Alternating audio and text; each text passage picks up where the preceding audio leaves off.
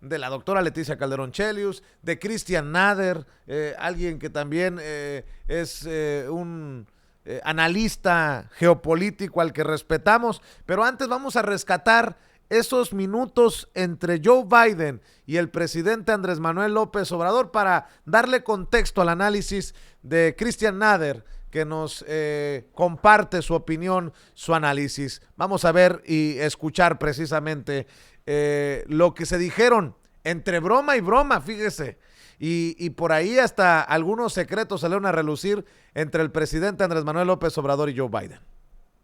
Mucho gusto, presidente Biden. How are you, Mr. President? American press is coming into the room here. We're just waiting for them. I want them to see what a good-looking fellow you are, so they can see you. Estamos esperando que esté la prensa para que vean qué buen caballero y qué buen mozo es usted. It's great to be with you, Mr. President. This is my second call to a foreign leader, and my third day as president was you. And now you're my second virtual meeting with a foreign leader, and that's not by accident. The importance of our relation with Mexico is vital to the North American partnership we have, and paramount to all the elements of my administration's priorities. So I'm delighted to be with you. Es un placer estar con usted, señor presidente López Obrador. Usted fue el segundo líder extranjero al que llamé en el tercer día como presidente, y ahora es la segunda reunión virtual con un líder extranjero, y eso no es por casualidad. La importancia de nuestra relación con México, de nuestra alianza de América del Norte, son esenciales para todos los aspectos de las prioridades de mi gobierno. Un placer tenerlo con nosotros. Of the 16 visits I made to Latin America and the Caribbean as Vice President, 4 of them were to Mexico, and I was honored to meet you on one of those visits, Mr. President. De las 16 visitas que hice a América Latina y al Caribe como vicepresidente, 4 fueron a México, y tuve el honor de conocerle en una de esas visitas. During my visits, I got to know Mexico a little bit and its people, and paid my respects to the Virgin of Guadalupe. As a matter of fact, I still have my rosary beads that my son was wearing when he passed. And I walked the beautiful and historic cobblestones of Mexico City and spoke with Mexicans of all walks of life. And I treasure those memories, and I hope we'll be able to build on them in the next 4 years. Mis visitas me permitieron conocer México y su gente y a la Virgen de Guadalupe. Todavía tengo el rosario que tenía mi hijo cuando falleció. En ese momento, cuando fui a México, me reuní con educadores, con estudiantes, recorrí las hermosas e históricas calles adoquinadas de la Ciudad de México y hablé con mexicanos de todo estirpe. Atesoro esos recuerdos y espero sumar más en el futuro. Mr. President, this is what I know. The United States and Mexico are stronger when we stand together. There's a long and complicated history between our nations that haven't always been perfect neighbors with one another, but we have seen over and over again the power and the purpose when we cooperate, and we're safer when we work together, whether it's addressing the challenges of our shared border or getting this pandemic under control. Lo que sí sé es que los Estados Unidos y México somos más fuertes y estamos unidos. La historia es larga y complicada. No siempre fuimos los mejores vecinos. Sin embargo, como comprobamos en muchísimas oportunidades, avanzamos cuando cooperamos y gozamos de más seguridad cuando trabajamos juntos, ya sea abordando los desafíos de la frontera compartida o controlando la pandemia. In the Obama-Biden administration, we made a commitment that we look at Mexico as an equal, not as somebody who is south of our border. You are equal. And what you do in Mexico and how you succeed impacts dramatically on what the rest of the hemisphere will look like. Durante el gobierno de Obama-Biden, nosotros decidimos que íbamos a tratar a México en pie de igualdad. Todo lo que ustedes hagan repercute para nosotros y para América Latina, y el éxito de ustedes se esparce en el continente.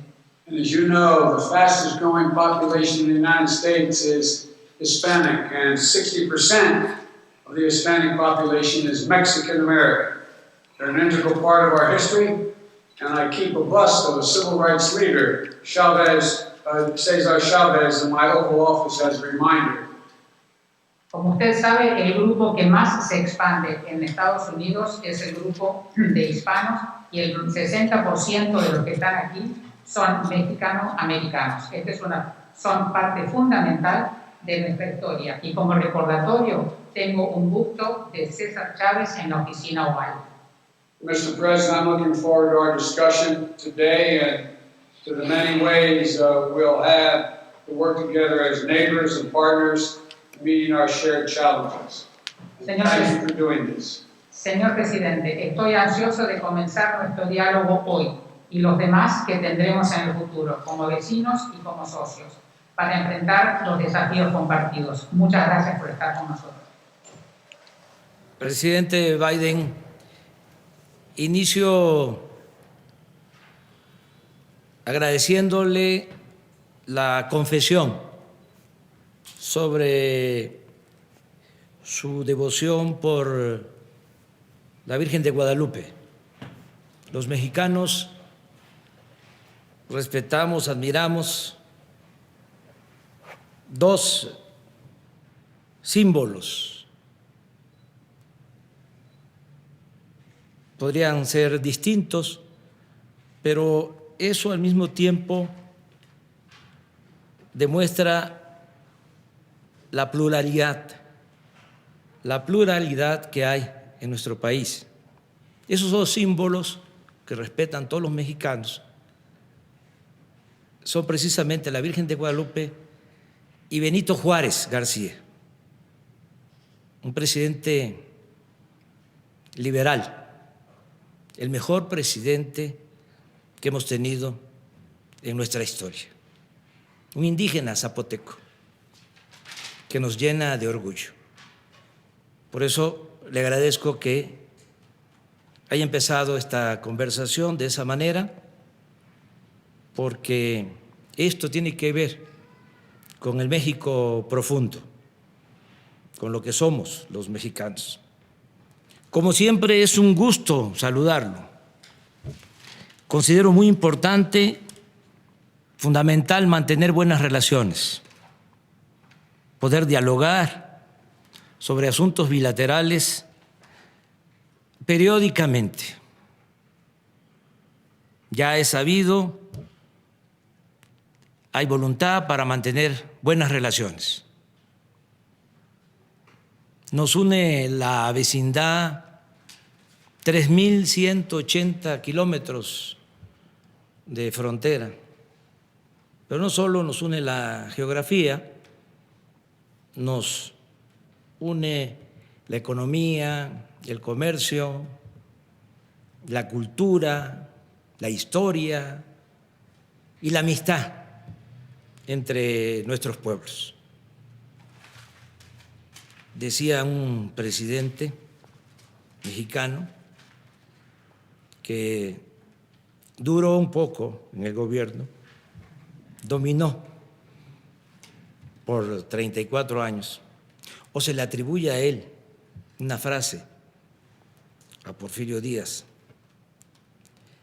Decía: pobre México, tan lejos de Dios y tan cerca de Estados Unidos. Yo ahora puedo decir: bendito México, tan cerca de Dios y no tan lejos de Estados Unidos. Yo creo que nuestra vecindad nos va a permitir desarrollarnos mejor en estos tiempos. El integrarnos, como se ha hecho con el tratado, que América del Norte se complemente, se integre en lo económico, en lo comercial, nos va a fortalecer ante el evidente desarrollo, expansión de otras regiones del mundo. Por eso es estratégica nuestra relación. Y además yo agradezco mucho de que usted, como lo acaba de expresar y me lo comentó en la conversación telefónica que sostuvimos, usted quiere que haya un pie de igualdad en nuestras relaciones, que haya respeto a nuestras soberanías, y eso es muy importante. Tenemos que cooperar para el desarrollo con independencia, con autonomía, potenciando todo lo que significa, sobre todo, el pueblo de América del Norte, que es el motor del cambio, nuestros pueblos, el pueblo mexicano, el pueblo estadounidense, el pueblo de Canadá. Entonces, yo estoy muy agradecido porque usted está dispuesto a que mantengamos buenas relaciones. Nos conviene por el bien de nuestros pueblos. Un saludo fraterno, presidente Biden. Así inició el encuentro de ayer entre Joe Biden y el presidente Andrés Manuel López Obrador. ¿Qué significan estos guiños, esta buena onda? Bueno, pues este es el análisis de Christian Nader, analista geopolítico al que respetamos y al que escuchamos aquí en Sin Censura. En primer lugar, debemos de entender que este tipo de conversación, este tipo de charlas son protocolarias y más entre países cercanos, tanto económicamente como territorialmente, como lo son México y Estados Unidos. No es la primera conversación que tiene el equipo de Joe Biden con el equipo de López Obrador. Esto ya ha ocurrido previamente. No sabemos cuántas, muchas de esas conversaciones no se hacen públicamente. Incluso cuando pedían el reconocimiento de López Obrador, seguramente se hizo en lo privado, no públicamente, por, digamos, el aspecto voluble del expresidente Donald Trump, ¿no? Más allá de esto, es interesante mostrar lo que ocurrió previamente a la charla. Un comunicado que hizo el gobierno federal de la Casa Blanca fue que Estados Unidos no va a, digamos, donar vacunas, en clara contraposición a lo que viene ejerciendo López Obrador desde hace meses, que públicamente ha dicho a nivel internacional que los países no deben de acapararlas precisamente. Y curiosamente, Estados Unidos, seguido por Canadá, son los países que más acaparan vacunas. Tienen vacunas innecesarias, pero bueno, sabemos que las superpotencias y más dentro del capitalismo realizan esto, ¿no? Ya concretamente con respecto a la charla, pues obviamente lo principal fue el trato fronterizo, lo que ocurre en la frontera. Concretamente, el historial de Biden dentro de ese campo no es muy bueno. Recordemos que como vicepresidente dentro de la administración Obama hubieron dos grandes escándalos, ¿no? Uno de ellos es el comienzo de la militarización, que no comenzó realmente con Donald Trump, ocurrió con la administración Biden. Y en segundo lugar, la operación Rápido y Furioso. Como armas estadounidenses acabaron en manos de los cárteles mexicanos, ¿no? Entonces creo que en cuanto a eso, el historial de Joe Biden es muy bueno. También debemos de recordar, en relación a la violencia de las armas, Joe Biden prácticamente es un halcón de guerra, ha aprobado infinidad de actos en contra de naciones, desde Serbia hasta Libia, pasando por Siria, Irak, Afganistán, etcétera. Es un belicista a fin de cuentas, ¿no? Pero más allá de esto, la charla transcurrió de una manera normal. Se tocaron otros puntos interesantes, por ejemplo, el busto que tiene de César Chávez, la efigie que tiene Joe Biden en su oficina.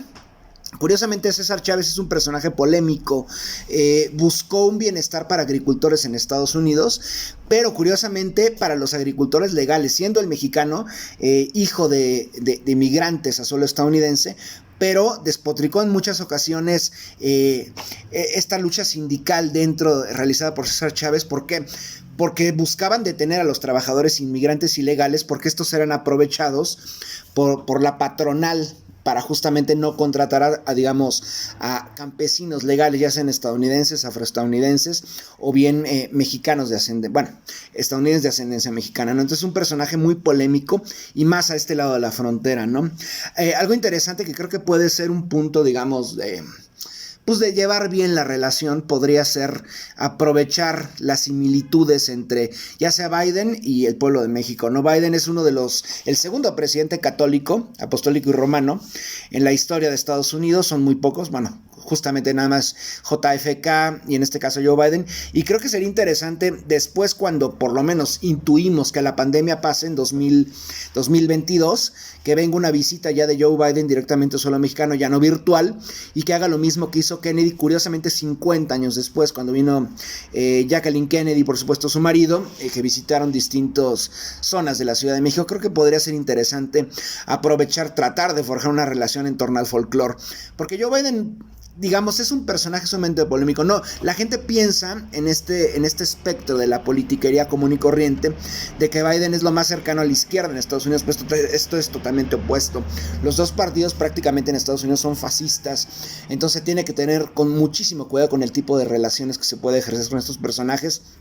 John Biden es un personaje sumamente oscuro, detrás de él se esconden multitud de escándalos, incluso actitudes racistas en contra de tanto de la población afroestadounidense como de la población mexicoestadounidense. De hecho, ciertos comentarios en su juventud siendo senador son bastante polémicos, ¿no? Y creo que el cuarto lugar es algo clave, algo que dijo Biden en la reunión fue... y también López Obrador tocaron el asunto comercial, que mantenerlos muy unidos, ¿ante qué? Por supuesto, ¿no? Biden está aterrorizado y el gobierno estadounidense también lo está, ante China como la mayor superpotencia del orbe ya oficialmente, y por ejemplo, el mayor socio comercial de la Unión Europea, desbancando a Estados Unidos después de 70 años, ¿no? Entonces la amenaza de China como un potencial aliado de México y de otros países, como ya ocurrió en América Latina, es fundamental, ¿no? Recordemos que el mayor tratado comercial de la historia se ha firmado en Asia en los últimos días, encabezado por China, ¿no? Entonces yo creo que esas fueron las 4 líneas principales de la conversación: la economía, la frontera. No se habló tal cual, pero en la frontera también implica la violencia y la militarización, ¿no? El tráfico de drogas también, que sigue fluyendo a Estados Unidos, y las armas siguen llegando a este lado. Y por supuesto tratar de hacer, a través del folclore, de las tradiciones, de la religión del presidente estadounidense, tratar de hacer una cierta conexión, un cierto clic con un gobierno mexicano que puede llevarla bastante bien, pero recordemos, al igual que administraciones anteriores, llámese Obama, llámese Trump, el gobierno estadounidense es muy indiferente, y más cuando realmente en el primer lugar sobre la mesa, a pesar de que México está al otro lado de la frontera, en este momento es China y Rusia los mayores antagonistas del expansionismo tanto comercial como bélico de Estados Unidos, ¿no? Pero bueno, creo que es una reunión protocolaria y pasa a formar parte de la antología de este tipo de eventos. Le agradezco a Cristian Nader, historiador, experto en geopolítica, que hable con nosotros sin censura, que nos comparta su análisis, su visión de esta reunión protocolaria importante que marca pues el inicio ya de labores entre ambos países, sobre todo encabezados por los presidentes Andrés Manuel López Obrador y Joe Biden. Y en un